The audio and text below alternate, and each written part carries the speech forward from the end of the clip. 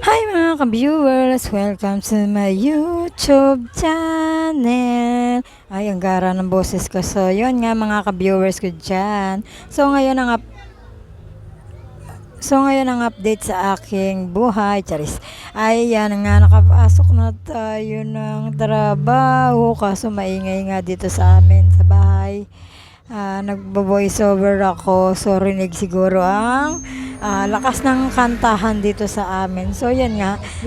Dahil hindi nga ako nakapasok ng araw na yan at ako ay naglaban na lang ng mga gamit ko.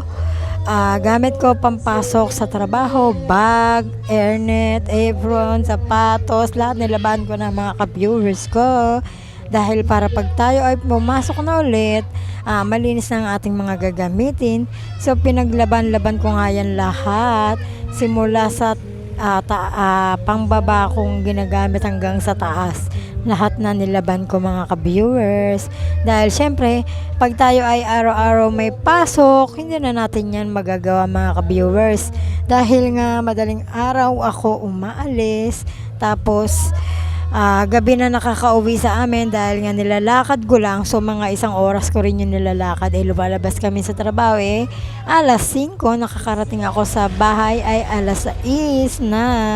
So hindi ko na magagawang maglaba pa ng kahit na ano, kahit nga ultimo yung labahan namin na damit ng aking mga anak, hindi ko na malaban dahil sobrang pagod talaga ang gawain namin sa trabaho.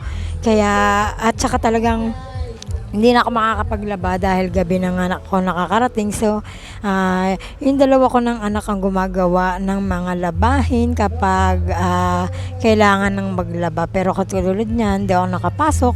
So, yun, may pagkakataon akong maglaba ng mga kahit anong labahin kapag hindi ako nakakapasok mga ka-viewers. So, supportahan niyo po ang aking pagbablog. Maraming salamat mga ka-viewers ko. Bye!